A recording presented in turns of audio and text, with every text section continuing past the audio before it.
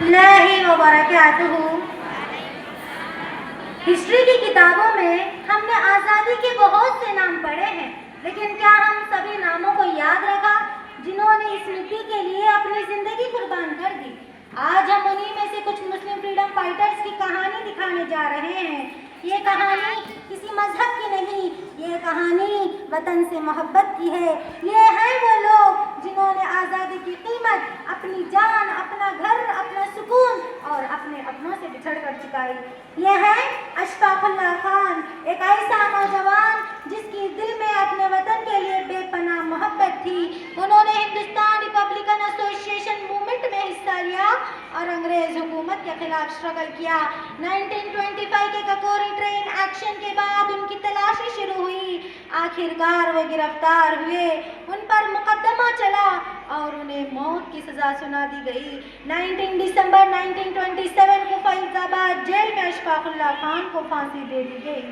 سوچئے، ایک نوجوان جس کی زندگی ابھی شروع ہی ہوئی تھی، اس نے اپنی جان وطن کے نام کر دی۔ اب دیکھیے 1857 کا وہ دور، ہندوستان میں انگریز حکومت کے خلاف جب موومنٹ کی چنگاری بھڑک اٹھی تھی۔ یہ ہے مولوی احمد اللہ شاہ، اودھ کے ایک بہادر لیڈر جنہوں نے 1857 کی جنگ میں انگریزوں کے خلاف لوگوں کو آرگنائز کیا۔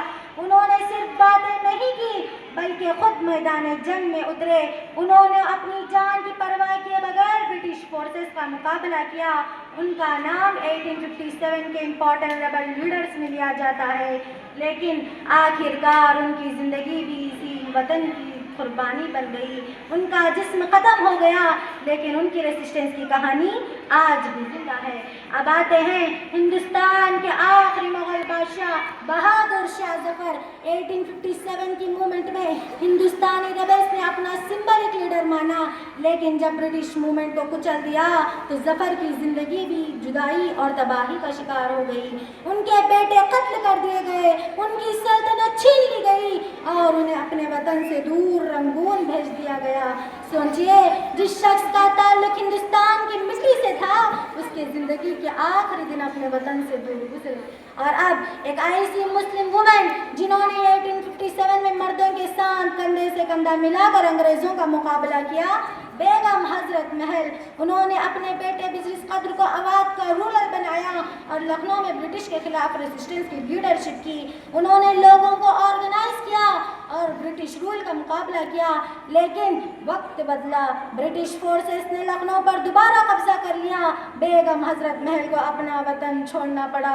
ایک ماں، ایک لیڈر، ایک عورت جس نے اپنے گھر سے زیادہ اپنے وطن کے لیے سوچا، وہ نیپال چلی گئی اور اپنی زندگی کے آخری حصے میں بھی اپنے وطن سے جدا رہنے کا درد سہا۔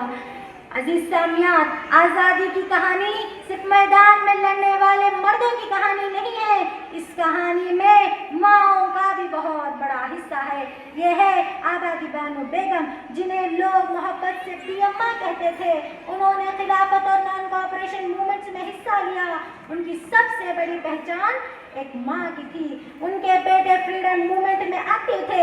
ایسی ماں کے لیے اپنے بیٹے کو مشکل راستے پر بھیجنا کتنا دردناک ہوگا، لیکن بی اماں نے اپنے بیٹوں کو ڈر نہیں، ہمت دی۔ انہوں نے ہمیں سکھایا کہ کبھی کبھی وطن کی محبت میں ماں کو اپنے آنسو بھی چھپانے پڑتے ہیں۔ یہ تھے وہ لوگ، کسی نے جیل دیکھی، کسی نے اپنے بچوں کو کھویا، کسی نے پھانسی کا پھندا چوما اور کسی ماں نے اپنے بیٹوں کو وطن کے نام کر دیا، لیکن ان سب کی منزل ایک تھی: آزادی، آزادی، آزادی۔ آج ہم آزاد ہیں، لیکن کیا ہم ان کی قربانیوں کو یاد رکھتے ہیں؟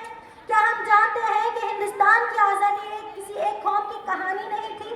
اس مٹی کے لیے مسلم بھی لڑے، ہندو بھی لڑے، سکھ بھی لڑے، اور ہر وہ ہندوستانی لڑا جس کے دل میں اپنے وطن کی محبت تھی۔ انہوں نے اپنا کل کھویا تاکہ ہم آج اپنا آزادی سے جی سکیں۔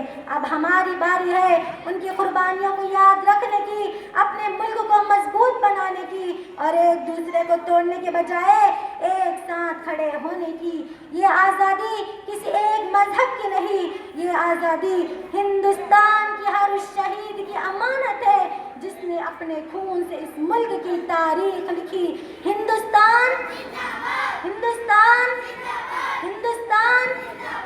السلام علیکم ورحمۃ اللہ وبرکاتہ.